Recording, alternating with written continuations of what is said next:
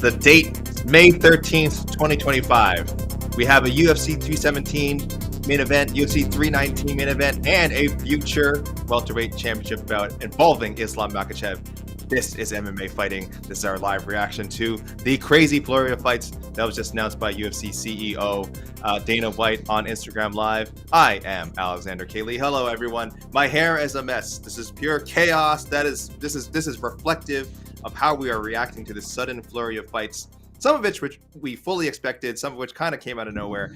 But either way, we have fights, guys. We have main events. UFC 317 in a month has a main event. International Fight Week has its main event. And we have got a co-main event too. So we got a lot to talk about here, including some like kind of under the radar weird announcements that are also exciting in their own way. So as I said, this is AK Lee, guys. Happy to join you. Happy to have you joining us for this live reaction. I'm joined by Jed Meshew as well.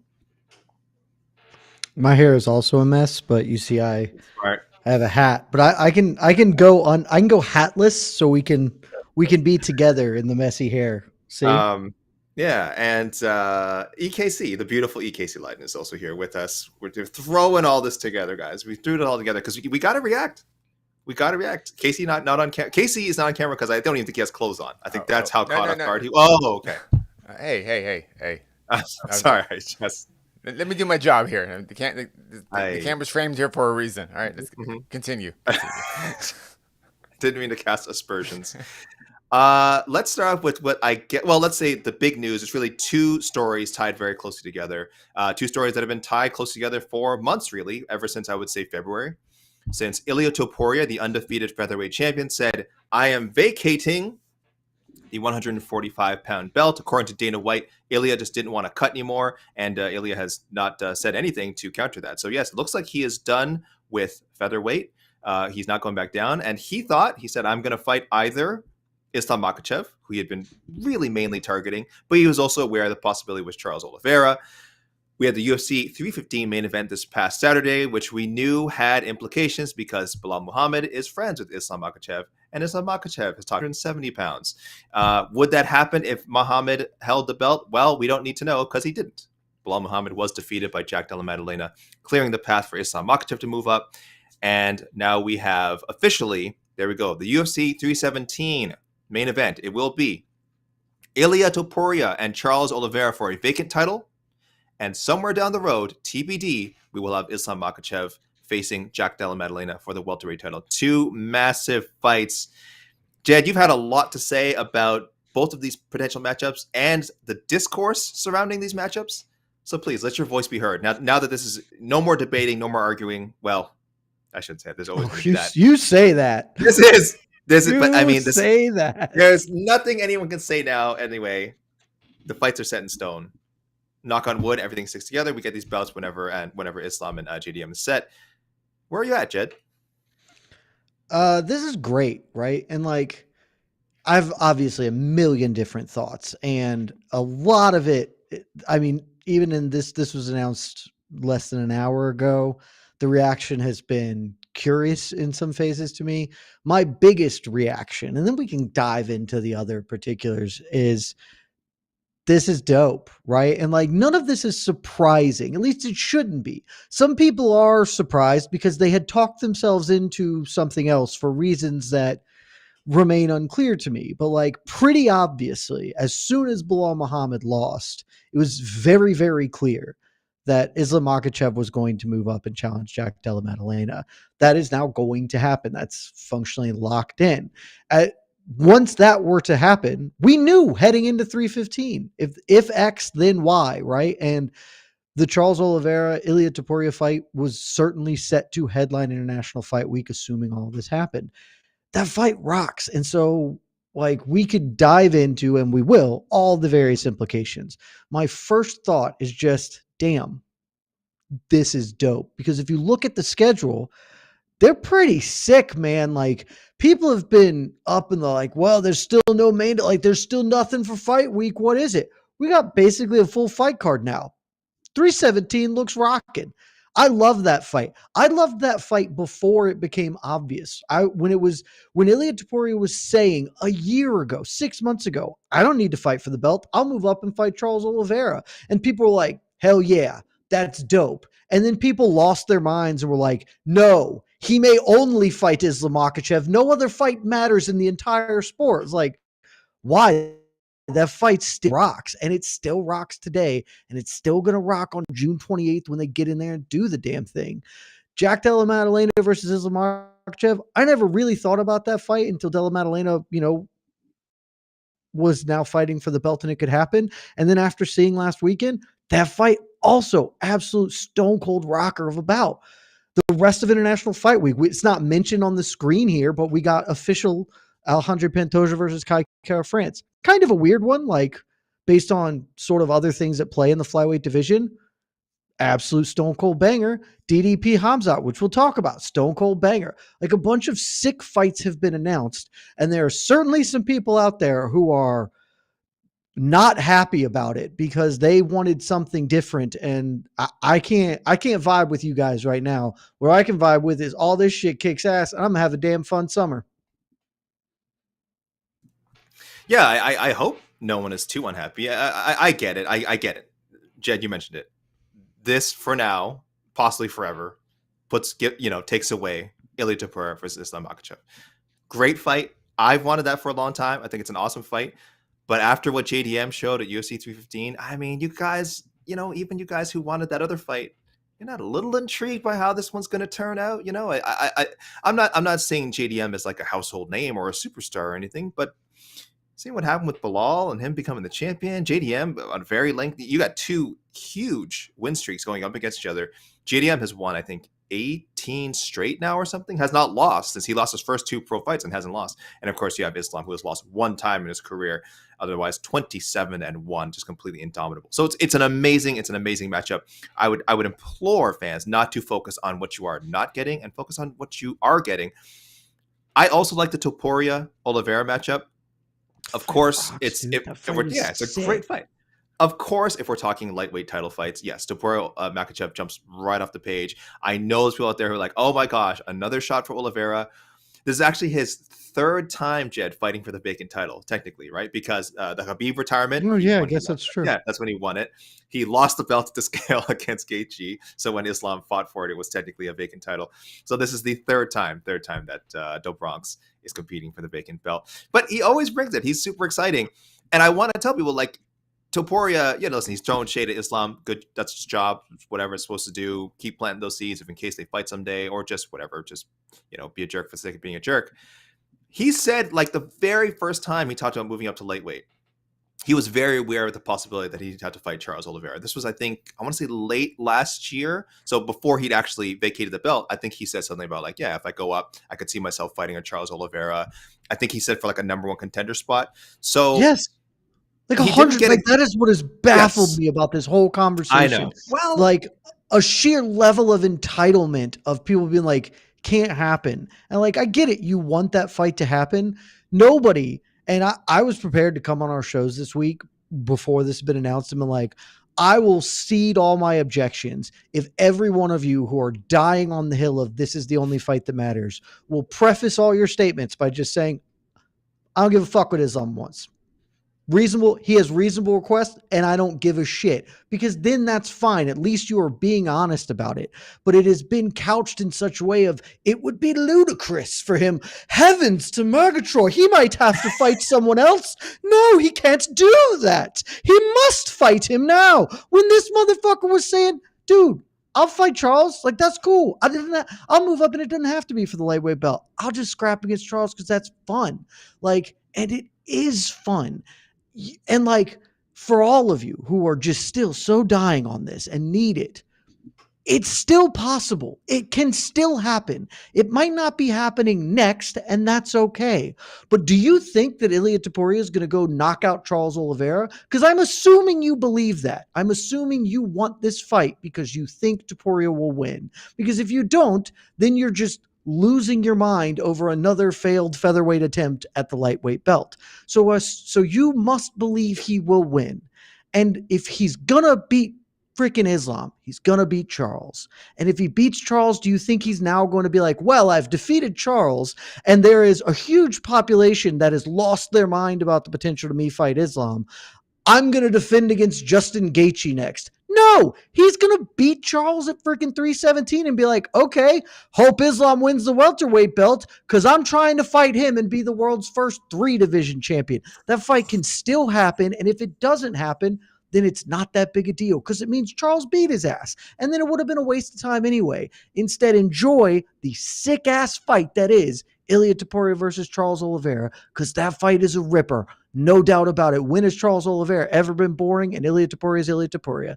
That fight's a ripper. Islam versus Jack is a ripper. And maybe it gets even bigger down the line. Chad, bring in some solid logic to this discussion. And I'm for it. But I sympathize a little bit with people who wanted, strictly because they wanted Ilia and Islam now. They wanted things. And again, like I said, I understand this perspective. I do a little matchmaking show every week. It's called On to the Next One. And I have been guilty of just kind of throwing matchups together that I know could use a little bit of, use a little bit of time that could, stand to simmer. But there's that part of me that knows, combat sports is so unpredictable. And you're right. There's a very realistic scenario where it still happens. But I think it's hard for people to shake like, well, what if we've lost the fight forever? What if now it can't happen? What if what if Topuria doesn't go up? What if they lose their respective fights, and then they can still fight, but then it loses its luster? Like, I do understand a little bit, like, the disappointment. Again, I'm so down with the fights that were announced, but, there's some room for disappointment, right? I can understand that you wanted the fight and being sad that you're not getting the fight. But, like, honestly, I've tried to think of, this whole thing has felt like if I was just belligerent that we have to have Dricus du Plessis versus Jiří Procházka next and anything else is garbage. It's like, no, there's many other good things. You want this fight? That fight would have been sick. I've never once denied that fight would be awesome. I have denied the circumstances in which we are in, and that Ilia Topuria wants to do this, and that's fair. And he has gone about it in the right way. Vacating the belt is going about it in the right way. Islam Makhachev has a very fair criticism to do this. I've done this twice before, and last time y'all didn't give me credit. People don't remember this, but I do. I was like, maybe we should wait like a tick before we do Islam versus Volkanovski. And the entire build to that fight was, well, it's for pound number one status. And then Islam beat him. And then some people were like, actually, I think Volk won. He very clearly did not. And nobody gave him credit for being pound for pound. Like, well, he's still bigger and so blah. So he did this thing before and nobody gave him the benefit that was predetermined beforehand. And then he does it a second time and it's, well, Volk had a quick turnaround and he killed him. He didn't have a full fight camp. Why would he want to do it a third? Like, what is the justification? It is a reasonable thing to be like, hey, man, I would like to not do this again, especially when now this is available. If Bilal wins and he's stuck and he's unwilling to do it, okay, maybe it's just his lot in life. He's stuck with this, but it's not. And so he is getting the opportunity that he has wanted for basically the entire time of his title run. They've been talking about this forever, and it's cool. It's a sick fight. Like, that is the crux of all of this, is maybe it's not as good as this other fight in your head. That fight might not be that great either. Like, we don't know until they actually fight. These are two awesome fights that do not prohibit the fight you want. In fact, might actually make it even bigger should it happen down the line. Let's focus on the other awesome fight we're getting, Jed, that you mentioned, because, okay, listen, we can go back and forth about whatever, Topuria and Makhachev or Topuria and Oliveira, whatever. Guys, you're getting Topuria versus Oliveira. It's fantastic.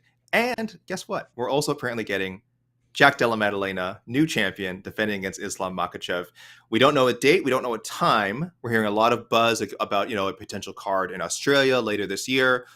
That seems like the perfect opportunity, of course, to have Jack Della Maddalena defend in his home country. So, and that'll have to be after September, because I think as far as we know now, the UFC has booked all its pay-per-view dates, if I'm not mistaken. Of course, we have 317 next month. Well, 2 pay-per-views next month, in Las Vegas. 319, we just heard Chicago. 320, we know is Guadalajara. What's 318? What's 318, Jed? Isn't 318 New Orleans? Yes, of course. The Dustin Poirier is farewell, of course. 318. So it looks like we're aiming at 321 or later for Makhachev JDM. Could be even like I said, I would probably lean towards the later part. Probably the October fight would be my guess. Yes. And we got a big, like I said, we got a big one. Not the fight that I think any of us expected 2 months ago, though I think we all started to have think about the reality of it when we realized that JDM was getting his shot and JDM had a somewhat of a chance to beat Belal, and he did. So Jed, 1 to 10, like how jazzed are you for this fight? Let's get positive here. Where is this on the excitement scale? I'm a 10. I was a 10. I talked about it on the post show, and I didn't think I would have been a 10, right? I don't know, 3 months ago, that would have been that's kind of weird. But this fight is awesome. The fight itself on the merits is a fascinating matchup. I believe Islam Makhachev is better than Belal Muhammad. Belal Muhammad gave Jack Della Maddalena a very tough fight. Jack won. I think he won 4 rounds on one scorecard, 3 rounds on the other 2. Some people scored it 5-0. I scored it 4-1. A lot of those rounds were competitive. Belal didn't win that fight. I'm not saying that, but he was competitive against him. I think Islam Makhachev is a better fighter than Belal Muhammad. I think he brings more tools to the fight. But at the same time, I think Jack Della Maddalena presents a lot of really interesting challenges for Islam Makhachev. Outside of just being a naturally bigger dude, we saw his vastly improved takedown anti-wrestling, not even takedown defense, preventing wrestling from getting off the ground, working with Craig Jones, a la Alexander Volkanovski. Man's got sick mitts, hits pretty hard. That is a fascinating stylistic matchup. And then on top of that, AK, you are adding in a legitimately great story. People really like the Volk Topuria or the Topuria Makhachev story because it's 1 versus 2, and that's very, I guess that to me, that's the selling point, and that's great. This is such a mirror image of, hey, the first when Makhachev won the title, Volkanovski came into the ring. He said, "Let's fight this fight. I will go to Australia and fight you for it. Bob's your uncle here." Now we are getting the new champion ready to fight him. Maybe it happens in Australia. There's certainly been talk about it being in Australia. It could also be Abu Dhabi in October, depending on the timeline where that gets going. Craig Jones, he wants to get one back for Volkanovski. Jack Della Maddalena does. There are many fun, interesting stories at play. And the biggest story that nobody has talked about, because I genuinely believe the people who are super fast, focused on the Makhachev Topuria, are seeing it from the lens of, I think Topuria wins, and we want to crown Topuria in this story. Whereas, I don't know if you guys know this, Islam Makhachev might be the greatest lightweight of all time. He might be. I don't know if he's there yet. He's got 4. He's set the record in the UFC. That's certainly meaningful. Khabib looms large over this. This is a entirely separate thing for him now, completely out of the shadow of Khabib. Khabib never did this.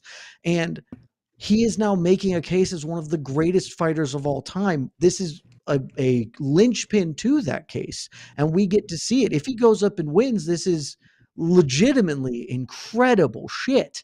And I think people were so focused on what they wanted that they're not recognizing how awesome this fight is in all facets. Every part of Islam versus JDM is a ripper. Yeah, this is brilliant stuff. Listen, we got to give credit to the UFC and Dana White for getting that news out there this Tuesday, because there was a lot of questions after 315. Where is Dana? I guess people were. I think even if Dana had been there, he wasn't, guys. I think he wasn't going to announce any of these fights on the Saturday night. So we got some lovely Dave Shaw time. Spent quality time with Dave Shaw, always a delight. But yes, I believe they were sort of ironing out what they were about to announce in a few days. So here we go, guys. We thought we might have to wait later in the week. He tends to do these things on a Thursday, but it is before the middle of the week, and you have got yourself some big fights. Jed, you talk about Islam being maybe the best fighter in the world. We got a booking for a guy who I think, if he fought more than once a year, we would be viewing as the best fighter in the world. Yes, Khamzat Chimaev, guys. The prince that was finally he did it. Finally fighting for a title. I mean, we all thought he would have fought for a title years ago when he burst into the scene, won 3 fights in a month or something, just smoking people left and right. had a bad bout of COVID, other issues, and then it became a joke that he never fights. He went from being the guy who was breaking records for turnaround to just us never seeing him. Still getting big fights when he came back, still impressing. A few struggles here and there with some great fighters, with highly ranked fighters. But here we go. This is UFC 319, which is only 3 months away. But when we're talking about Chimaev, this feels like it's a year away. We are just every day. If you are excited about him challenging middleweight champion Dricus du Plessis, whatever juju you believe in, whatever candles you need to light, incense you need to light, put it towards this, because I am almost more excited for this fight, Jed, than I am the two fights we just talked about. This has the potential to be completely insane. I cannot offer a pick right now. I've been saying for a long time, I think Chimaev, when he gets in the cage, I pick him to beat anybody. But the way DDP has looked at the top 185, just so fun, so unorthodox. I need this fight. I almost wish it was sooner than the other two. I just want to see this one happen. Jed, what do you think? Can Chimaev do it? Is he going to beat your medium-sized or large adult son? Which one is DDP? No, he's my medium. I have two medium adult sons.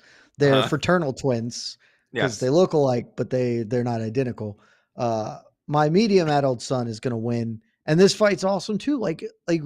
Literally for the last 4 years now, we have done a predictions thing of who will hold belts, and every year someone's been like Chimaev.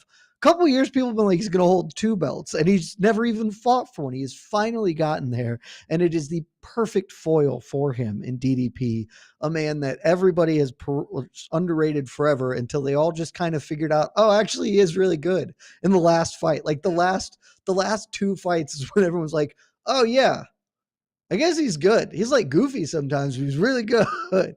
And this is a perfect, I think it was Oscar Willis just put up a image of Taz versus Crash Bandicoot. And that's what this fight is. It was perfect work from Oscar. It's going to be so gnarly, except for I think DDP is going to win. I think he's going to show out impressively. As long as he doesn't get, his face broken off in the first 5 minutes, I think he's got a really good chance. And when he does, well, I don't know if you know this, by then, AK, we will have RDR as having defeated the sad man Robert Whittaker, and suddenly it's full steam ahead. DDP, RDR, maybe December, maybe January, but God, I can't wait. That's the best fight we're ever going to get. Man, there was a ranking show a long time ago we did where you guys were trying to convince me that middleweight was the hottest division, and I didn't believe you. I think I fought it. I think historically I wasn't. I fought it hard. It was everyone else. You did. You fought it hard as well. Yeah. Well, we were wrong. Middleweight is banging, and at the top, thank goodness for this champion Dricus du Plessis, because all these possible matchups are capturing the imagination. We're getting Chimaev. We're getting if RDR beats Robert Whittaker, we are going to get RDR and DDP, which is, I'm tingling right now. Just thinking about these potential fights that are RDR. God forbid something happened to Chimaev. I don't know. He could step in there. This is thrilling stuff. I'm so excited for this. By God forbid, you mean 60-40, something happens to him. Dude, I don't know. This is great. Again, tip of the hat to UFC, Dana White, and the matchmakers. You guys are crushing it right now. Let's talk about one more sort of under the radar, not under the radar, we have under the radar relative that we should at least address. I'll get back to, I want to round back to 317. No, let's round back to it now. Let's go back to 317 because yes, we got a title fight. And we've got a good chunk of the card. I think we've got 8 fights announced for UFC 317, excuse me. There's our co-main event. Alexandre Pantoja, arguably one of the 3 pound-for-pound best fighters in the world, putting on another title defense against Kai Kara-France. A rematch of sorts. For those of you who are fond Ultimate Fighter viewers, you, of course, remember on the 24th season that Alexandre Pantoja beat Kai Kara-France in that tournament to advance. I don't know if advance. I think was he advanced to the final? Anyway, in a very, very, very good tournament of champions, they called it. So now Kai Kara-France finally gets his shot at revenge. Not on an amazing win streak. He actually just snapped a losing streak, but it was with a very impressive first round knockout of recent title challenger Steve Erceg. This fight has been rumored for a long time. I think it's great that Kai Kara-France is getting an undisputed title shot. He fought for interim with Moreno, I believe. But this just feels right. This just feels right. Pantoja needs challengers. Kai Kara-France fine. I know people say, oh, he's not even ranked a top 5 contender. Guys, you got to give champions fresh challengers. That's just how this business He works. in fact is ranked, actually. Yeah. Kai Kara-France is number 4 in the UFC rankings. I mean, I'm talking about our rankings, Jed. Do you see the graphic? He's only 6 in the rankings that matter. They may fight in global rankings. But he is a fresh challenger. We know that Kai Kara-France at his best can hang with anybody at flyweight. And Steve Erceg got a title shot. Good for him. I think we would all rank Kai well above Steve, and especially after that knockout, I think it's time. So Jed, taking this into account with what we got in the main event, UFC 317, they did good. 317 rocks, man. I do want to address the co-main event just because, like, we knew this was coming. I would have preferred if it was Manel Kopp, but we had the Kopp Royval fight booked forever ago, so we've known this as a thing, and so that's fine. That is on the undercard of this event. If something does happen to Kai Kara-France, can't make weight, I think Kopp obviously steps in, so it's great. But like, look at this card top to bottom, man. Like, last week, people were losing their minds. Man, what's 317 about? We don't have a main event. We don't have fights. Well, we all kind of know what the main event's going to be. We're just waiting for it, but we know. And I promise you, International Fight Week's going to be a pretty good card. The same way you guys were losing your shit over UFC 300, bet it's going to end up being decent. And look at this 317 card, man. Topuria Oliveira fight. There's no chance that fight isn't just bananas for however long it lasts, right? Pantoja, Kai Kara-France, again, when have either of them been in boring fights? Paulo Costa, Roman Kopylov, which was announced today. That's weird, but fine. Let's throw up the rest of the card on there if we can, Casey. I think we have do we have a graphic for the rest of the card? I don't want to put you on the spot. But I don't have the Costa one ready because I thought that didn't look real. Yeah. I thought we had no Costa. We'll talk. Costa Kopylov is real. Certainly Yeah. a little weird, but like a perfectly fine matchup of top 15 middleweights. Beneil Dariush and Renato Moicano. I mean, I suspect that will be incredibly fun. It's Benny D and Renato Moicano. Janata Deniz, Justin Tafa. If you're gonna have a heavyweight fight, that's a heavyweight fight to have. That thing is not lasting longer than 3 minutes. Then the aforementioned Brandon Royval of Manel Kopp. Was that 2? I don't remember if they fought before. It's too hard. Fight's sick. Fight's just absolutely disgustingly sick. Jack Hermanson, Gregory Rodriguez, RoboCop. Signed me up for a RoboCop fight eternally. And then Viviana Araujo, just Tracy Cortez. That's like easily the worst of these bouts, and it's totally fine. Like a totally solid, rock solid top 10 flyweight matchup. Like, this is a ripper of a card. International Fight Week's going to be incredible. Yeah, I like that this card kind of benefited from some of the other fights. These were Dariush and Moicano, of course, was supposed to happen in January. The Islam Makhachev title defense, and then Moicano got pulled from Dariush fight to fight Islam instead. And good for Dariush, just waiting for this fight to happen because this is still the right matchup. It was the right matchup for both guys when it was supposed to happen, and as Jed said, it should produce fireworks no matter what. I also like age appropriate matchmaking. This is where I want. I'm there with Jack Hermanson and Gregory Rodriguez too. Let's. This is where these people should be. I had a lot of people. I remember after RoboCop's last loss, they wanted to see him fight Hermanson. There you go, guys. Whoever called for that, you nailed it. Great fight prediction. And Royval and Kopp has been pushed back from another card too and lands on 317. So what else is new with the UFC? They can only fall upwards. And one more fight we got to talk about. UFC Abu Dhabi, I believe, has its I don't know if it's its co-main. We have the main. We said Whitaker and RDR. This could land as the co-main as we have Shara Bullet and the literally just fought Marc-Andre Baggio. MAB, striking when the iron is hot, man. One of the most vicious knockouts we've seen in a long time. Must have spoken to the UFC officials right after, said, book me. Top 15, top 20, give me one of these guys. They probably said, Shara Bullet, dangerous guy. And he's like, yes, I want this opportunity. So there we go. Big fight in Abu Dhabi. I actually think kind of a winnable fight for Baggio. Like, this should be a showcase, I think, on paper for Shara, but Power Bar keeps surprising me, man. I thought him and Silva was a toss-up, but he looked to be in another league. So there you go, guys. One more intriguing fight for the always talked about Shara Magomedov. Jed, just some quick thoughts on that one. Oh, definitely just the meme of one of these things is not like the other. DDP versus Khamzat, Ilia versus Charles, Islam versus Jack Della, Shar Bullet versus MAB. all right. Like as Dana was announcing, I was like, ooh, you really ended. You didn't finish on a high note there, Dana. But probably a fun fight. Great matchmaking. Char Bullet just doesn't need to fight dudes who are going to take him down. MBB is going to come, punch, throw elbows until he falls over and probably get knocked out. But it'll be a fun one. It'll be fun kind of carnage. You're muted, AK. Oh, I'm muted. I'm such a good mood. I didn't want people to hear me squealing. I'm just excited. I'm jazzed up. I'm glad we got, like I said, you have some clarity around UFC 317. This card is right around the corner. Remember, keep in mind, this is their international fight week. So people were probably booking tickets and hotels in advance just to, in anticipation of what was to come. And whoever did that, I'm very happy that, knock on wood, they seem to be getting a very good card. Everyone just stay healthy, please. No one do anything stupid. Because whoever put their hard-earned money down for International Fight Week and the UFC Hall of Fame and the Expo and all the activities that happened that week, I hope you are well served. Let's go to the. I was going to bring up. We just got some news also. Patchy Mix now leaving the PFL. He is a free agent. What a night this is, guys. You can ask questions about that if you want, but let's go. Yes, more breaking news. A+ news dump from PFL. They're like, hey, we almost missed it. You know what's really, really bad for our brand? The fact that like all of the good when we bought Bellator, everyone was like, great, you got a lot of good fighters. Now they're all mad at us or leaving.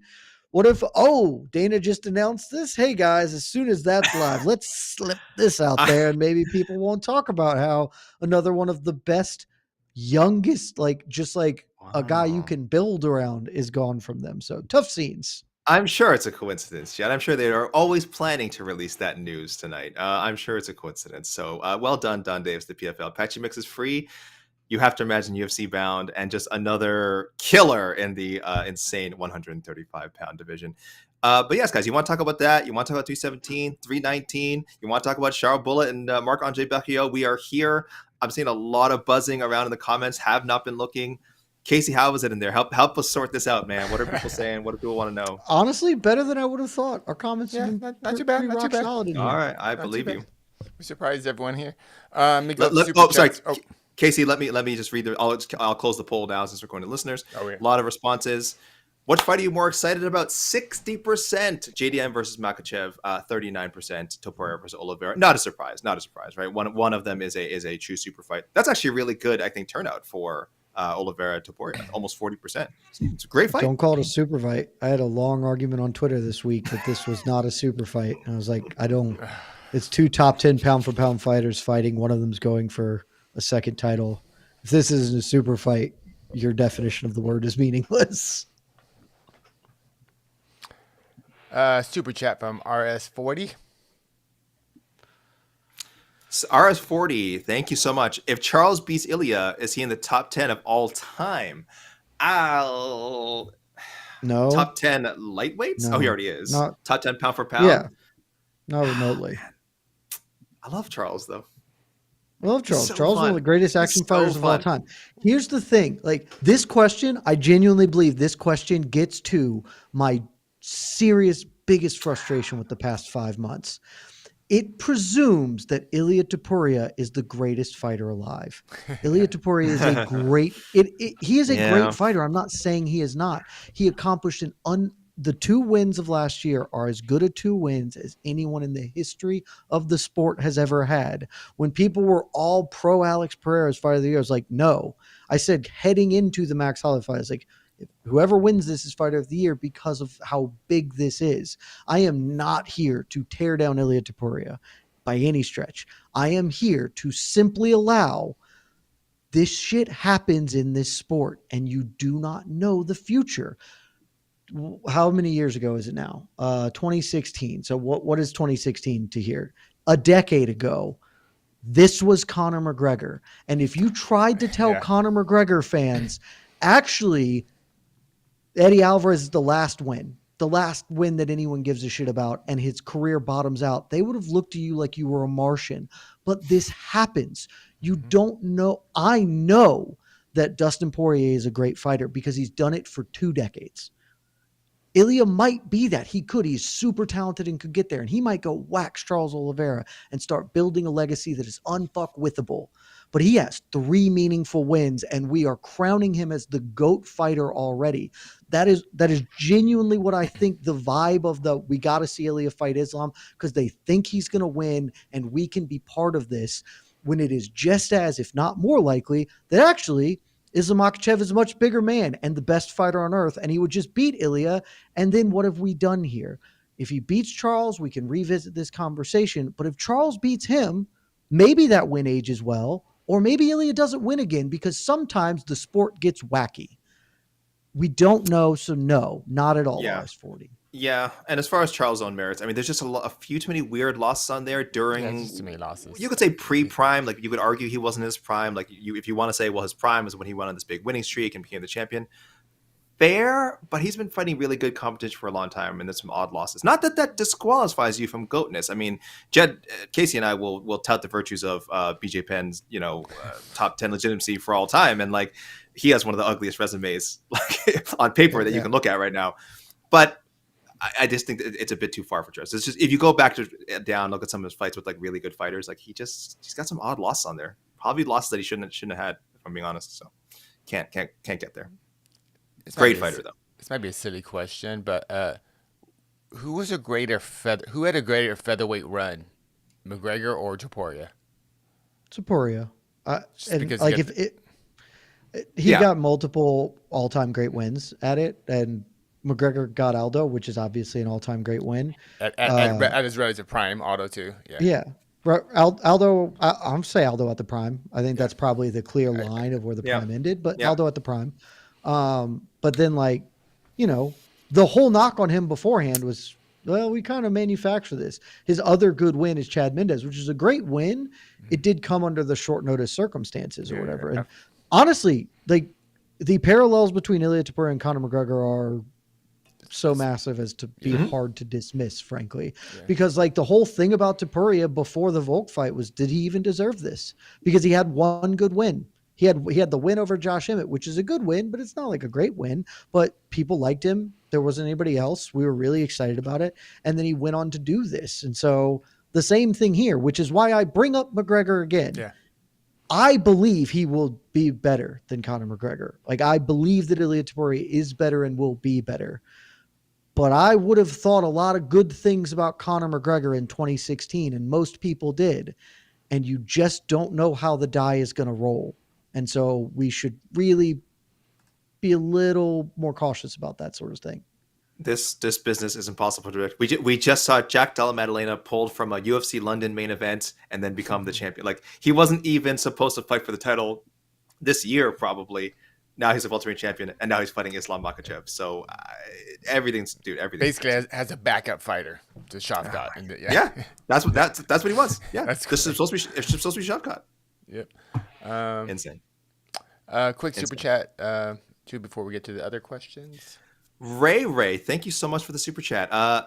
He just says, "Get Costa out of the UFC for the love of God." I'll tell you this, guys. I think Paulo Costa will be out of our middleweight rankings for the first time. If that makes you feel any better, should have an update on that soon. Yes, I understand people being a little tired with Paulo Costa's edgelord social media shtick, and the fact that he hasn't been a particularly great fighter in the cage in a long time. He's got one win since 2019. His last knockout was 2018 for a guy who's just like, so often touted for his punching power. He hasn't fought a lot, obviously, so that's going to limit his statistics there. But I get it. People are a little bit fed up. But hey, if he loses to Roman Kopylov, you might get your wish, Ray. I don't know. Again, popular guy, good, very talkative guy, good on social, not good, but loud on social media. Thank you. Which the UFC likes, yeah. But it'll be 3 straight losses, 5 out of 6 for him, and I don't think Costa's like a cheap ticket either. I'd imagine he's up there as far as salary goes, and the UFC, or I should say even TKO, they see a number like that in the ledger and not a lot of success that comes with it. You're gonna get cut. All right. I had to look up and see when the last time he fought was, and it was 302 and Sean Chico. I just genuinely didn't remember. Yeah, not a great fight. Lots of fight announcements, but 2 names I noticed were not mentioned. So Yes, Even Oh, Craft. What's up, Even Craft? Regular they were commenter. mentioned by Oh, Dana White.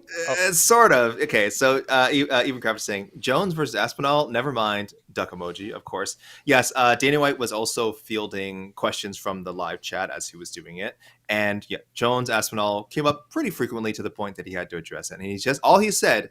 And Jed, there's another question here for you saying, what are your thoughts on this? He said it's going to happen. He just said it's going to happen. He said, just wait, guys, just wait. He said, Jones versus Aspinall is going to happen. I don't even know anymore. Both guys, I feel like every week keep talking about it and making zero progress. John Jones just today did a hilarious Instagram video where he was like, "I'm living my best life. I'm not ducking anybody. I don't understand. How can people say that's ducking?" Jed, I know you're. I'm a Let rich him have duck. it. Let him have it. I don't have to. Like, he's not fighting him, and we know he's not. And what's the incentive for Dana to say otherwise?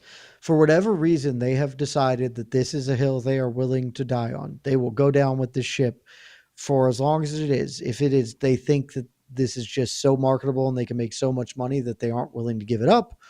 I don't know. I am not in the head of Dana White and the decision makers at TKO, but they have decided to let John Jones do whatever the hell he wants, and Tom Aspinall be damned. Tom Aspinall may be the future of their heavyweight division for years to come, and they don't give a shit about making him happy or doing right by him. They are going to hold on to this dream for as long as possible. And now that they've got basically the next 5 pay-per-views booked out, what do they need this fight for? Like, like, at best, we are now looking at another 5 months of this, and hopefully it happens at the Madison Square Garden card, but it won't. John's just not going to fight him. And I would have assumed that Tom Aspinall surpassing the record for most days as interim champion would be enough shame on the UFC to spur them to action. It clearly isn't. I don't know what it will be. Maybe the line in the sand will in fact be the return to New York and them saying, "Hey, we're going back to New York. If you don't fight him now, you're done." And I don't know. It would be insane if that's the line, but I wouldn't trust Dana at all when he says we're making that fight happen, because if they were making that fight happen, the fight would have happened. It would have happened already. It's just not going to happen. And that's okay. John doesn't need to fight him. John can go live his best life. I wish Tom Aspinall was getting treated better, but such is his lot in life, it seems, and eventually he'll get there. I still believe. Madison Square Garden, November. The usual John Jones trip. John Jones gets what he wants, gets his big payday, and Tom Aspinall just has to sit on it until then. So I don't know. I still think it's gonna happen. Do I even care? Like, do I even want to see that more than like Jailton Almeida versus Tom Aspinall? I have no idea. I don't know. I just feel like John just shouldn't take this fight. Like, I said this months and months ago. I don't know, a year ago. Like, every day he delays is worse for him. If John Jones does fight Tom Aspinall, there is no question he will not be the best John Jones we've ever seen. He is getting worse because that's how time works. Tom Aspinall, in contrast, will be the best Tom Aspinall that has ever lived. Like, he is making this harder on himself by playing this every day. And John knows it. John, listen to how John talked about the Stipe fight. John knows he's not his best self anymore. He's not going to take this fight unless the UFC makes an offer he literally can't refuse. And I refuse to believe the UFC will ever do that, because that's just not how they do business. And Casey? They don't. UFC absolutely just does not need to. I mean, with all these fights, I've seen maybe 1 or 2 John Jones things. It's like the farther we get along, the less interested. I feel like when you said, okay, when you're doing the whole, I still believe, I was getting like memories of you saying that for Connor versus Chandler. I still believe. It was the same tone. And I haven't stopped. Yeah. So, we've moved on. We have moved on. All right, let's move on to again. Jed, to circle please, this back, or just to circle the square here. If Ilia wins and Islam wins, I guarantee you Ilia is going to be trying to fight for the welterweight belt. I don't know that the UFC would allow that. I don't know that they wouldn't, if we're being 100% honest. And if they can just back pocket it and be like, okay, well, it's Islam Makhachev versus Shavkat Rakhmonov, people will forget about John Jones. If they can say, okay, you guys really wanted this. Here it is. Is the Makhachev versus Ilia Topuria welterweight title? Ilia Topuria has a chance to do something nobody has ever done. Nobody will give a shit about John Jones. They don't need him. They're not going to pay him the king's ransom he needs to fight. And it is just a matter of taking up time for reasons that I don't quite understand. Casey, let's go to a couple more questions here. What do we got? Lazy Bad Super Chat. Thank you so much. Does Saudi card on ABC now need more name value? I don't even know what that is. So let me... I don't even know what card we are talking about. Saudi card on... Does it need more... This is... Oh, we're talking about UFC Abu Dhabi. Is there another card I'm not... I don't... I to the best of my knowledge, it's not a Saudi card. I mean, there will be one because there always is one. Yeah, hold on. Does Saudi card ABC now need more name value? I assume he means he's maybe getting mixed up with UFC Abu Dhabi. That's the only ABC card I see coming up. Well, no, there's the Baku ABC card. Baku. Oh, that is on ABC. Okay, so maybe he means Azerbaijan. Saudi. Yeah. Okay. Lazy Bet, I know you're in there. I know you're in the comments there. Please clarify. But either way, I think both cards are looking pretty good so far. So Azerbaijan, Baku. Jamal Hill, Khalil Roundtree, the main event. We've got Fazeev on there fighting Ignacio Bahamondes. I love that matchup. And the return of Kyoji Horiguchi against Tagir Ulanbekov. So pretty cool there. And then, of course, we just said the ABC card in Abu Dhabi. Lazy confirmed in the chat. It's Abu Dhabi. It means Abu Dhabi card. Robert Whitaker, Reiner de Ritter, Shara Bullet, and Marc-Andre Barriot. How can you want more star power than Nikita Krylov and Bogdan Guskov? Excuse me? We also have Asu Amabayev and you've got RDR, baby. You don't need more star power. Asu Amabayev, Ramazan Tamirov, which is actually really amazing. I'm super. Did y'all hear? Did you, Casey? I don't think you heard live. Dana, did you hear Dana talking about RDR? Because he re-announced. No. It's like, this has already been announced. But Robert Whitaker, former middleweight champion, versus straight out said former 2 Division 1 champion. He said one's name. Whoa. That's how you know RDR's over, baby. Dana White is talking about one. Wow. They've always had a good. He's always had a good relationship, I think, with one, right? They did a trade. They did the only trade in MMA history. You don't. That's bonds you for life. But I love that Amabayev Tamirov fight at flyweight, and Ibo Aslan Billy Elikana was also announced. I think we've got them all now. I think we've covered all the bases. Yeah, they definitely need to add a couple more like notable fights, but that's not a bad base. Like, again, 4 of those fights with respect to Ibo and Billy Elikana, 4 of those fights I'm pretty intrigued by. Maybe at like Krylov and Guskov, both guys ranked in the UFC. I think Asu Amabayev, I love him. Huge fan. I think he's going to bounce back. Tamirov are both ranked in the flyweight in the UFC flyweight rankings. Yeah, this is pretty good. This is a good card. Plus, just peek around and look, and you'll see like Magomed Ankalaev is like arguing for the fight of Pereira in Abu Dhabi. I don't think that obviously that wouldn't happen but like you can just kind of look around and see the names who might make an appearance in Abu Dhabi and start putting together something that's decent. Mm-hmm. Yeah, it's going to end up being fun. Probably not great, but not terrible. Yeah. So there you go. A lot to look forward to this year, man. Yeah. Before we get out, I'm just interested in your opinion. Who has more to lose, Ilia or Islam?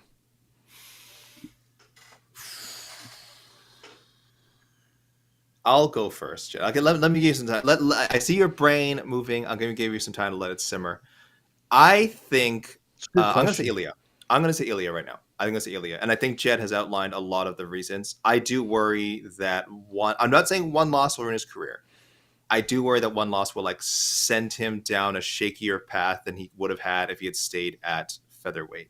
Because I think, yes, there's risks at 145. Movsar Evloev is out there. I wish we'd had that fight happen before, but you know what? I can't remember who got injured. It was supposed to happen. I still want to see it. And if he had lost to Movsar, yeah, it would have taken away a lot of his mystique. But this to Ilia is it's such a little unfortunate how it played out, because as soon as he vacated the featherweight title, it would have been really nice if right away the UFC had said, okay, you are fighting so-and-so for the lightweight belt. But we know, of course, they couldn't do that. They had the Bilal Muhammad fight coming up. We now know, as Jed has explained before, that clearly Islam and Khabib did not believe in Bilal, and that was there. So My best take. such a good take. You can't disprove it now. It cannot be disproven. I think they did not believe So it. good. I can't believe And now they're like, yeah, now but they were at least polite enough to like say, oh no, Bilal lost. Well, I guess we can book this fight now.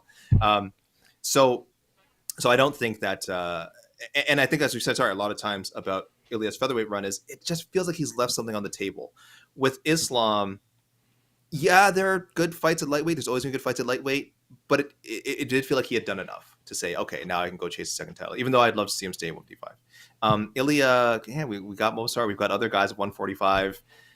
It really would have been cool to see him establish more of a legacy down there. So, and I think if he loses and just falls flat in his face after having sort of the hubris to move up when a lot of people weren't really calling for it, that's going to hurt him. I mean, the La Leyenda, look how much ridicule he got for the La Leyenda thing, which he then took back. I don't know what his reaction is going to be if he gets just bonked by Charles Oliveira. And not even Islam. Not even the guy he thought he was chasing for a lightweight title. Now he faces a guy again who is his third time fighting for a vacant belt. So I'll go Ilia. I think I settle on Ilia as well. Islam has a lot to lose as well.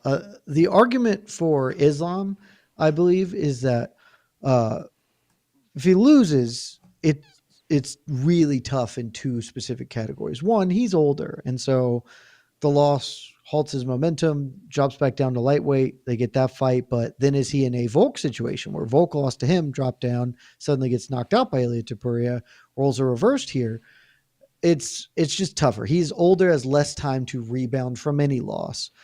More specifically, this is, and again, people haven't talked about this enough because it's new, it's fresh. They've just been too busy being mad to really digest what this is.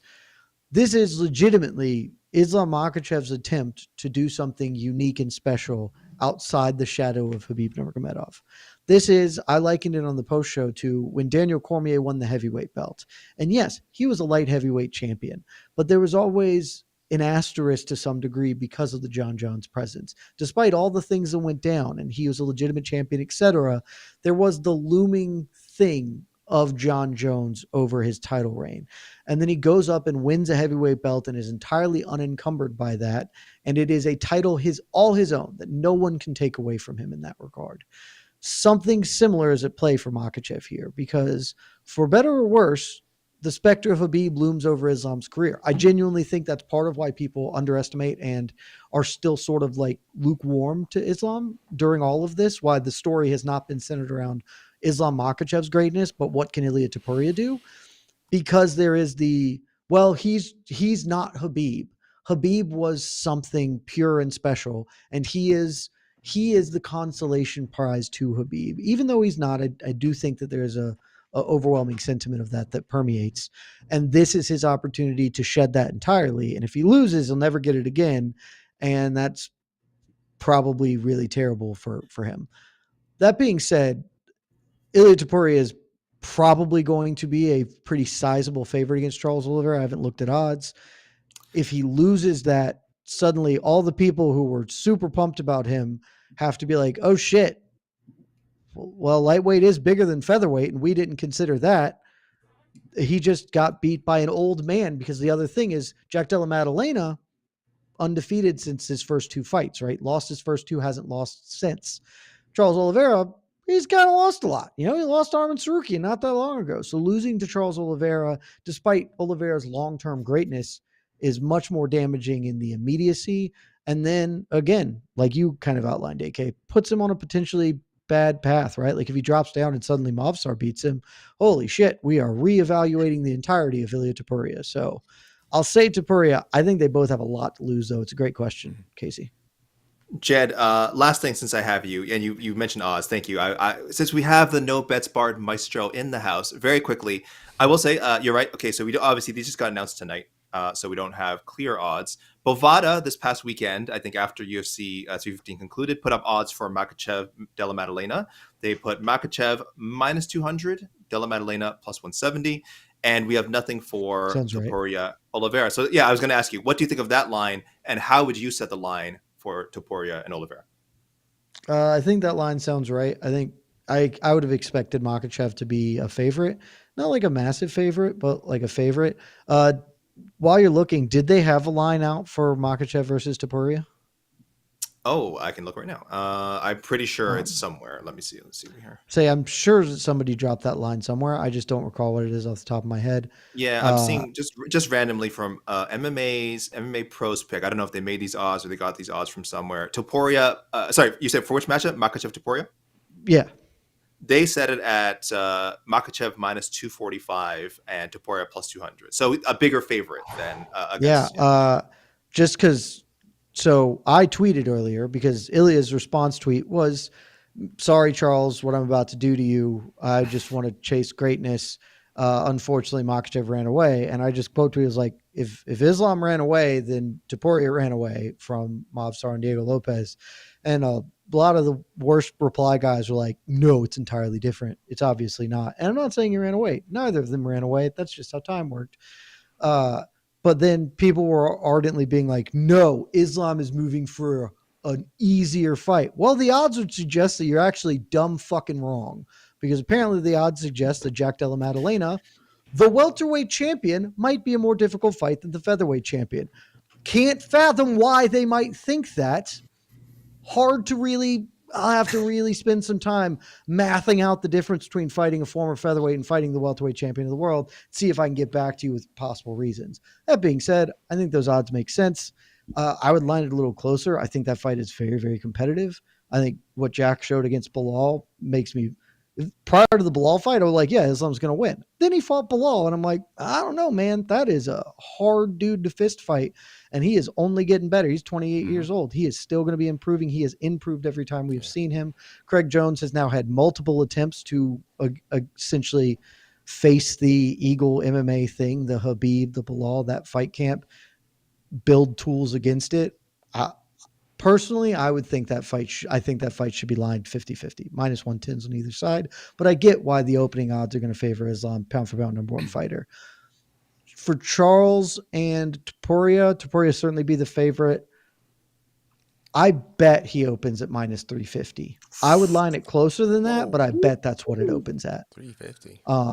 I think that fight should be lined closer because, again, I think people just terminally underrate Charles Oliveira all the time. I think I don't want to put a lot of stock in this because obviously long time ago, different circumstances. Lightweight and featherweight aren't the same weight class. They're 10 pounds of difference. Charles Oliveira is a very big fellow, particularly compared to Ilia Topuria. I think Ilia Topuria is well suited to win this fight, but if he punches Oliveira in the face and then refuses to go to the ground with him and Oliveira gets some time to recover, Oliveira's a dangerous dude. And again, not the same fight, long time ago. What's Black Country Banger's name? The fuck is that guy's name? Jai Herbert. If Jai Herbert can hurt you, Charles Oliveira can fucking kill you. And Charles Oliveira is a killer. I think, again, favorite Topuria, suspect he'll win. I would never count out Charles Oliveira. So I would think the fight should be lined closer. But if I was dropping money on an opening line bet, I'd say minus 350 for Topuria. Yeah, it's a high number. If it closed that high, I wouldn't surprise me if it opened that high. If it closed that high, I would be really surprised. But thank you, Jed. Thank you for that input. Thank you for all the input, the gambling input, the analytical breakdown, the reaction to the reactions. I love it. Thank you, everyone, for tuning in. Thank you, Casey, for the production. We will sign off here. This was meant to be a usual quick news reacts. Guess what, guys? You got a full podcast. So for anyone listening to this on their way to work tomorrow, I'm not even supposed to be here today. This is my You're day off. not supposed to be There's too here. much stuff. We had to talk about it. It's my travel day. Yeah. It's a Thank God Casey was here. Thank you, everyone. And thank God you're all here. I'm sure you guys all have things to do, but you chose to spend your time with us. And we're very grateful. We've got great fights to look ahead, guys. UFC 317, 319, Abu Dhabi. It's all happening. Thank you again. This is Alex Keeley of MMA Fighting, signing off. Kasim Hassani. Charles does get hit too much, but if Justin Gaethje doesn't put you out cold, I don't know if Topuria can. I guess we're going to find out. Bye. Love y'all. See ya.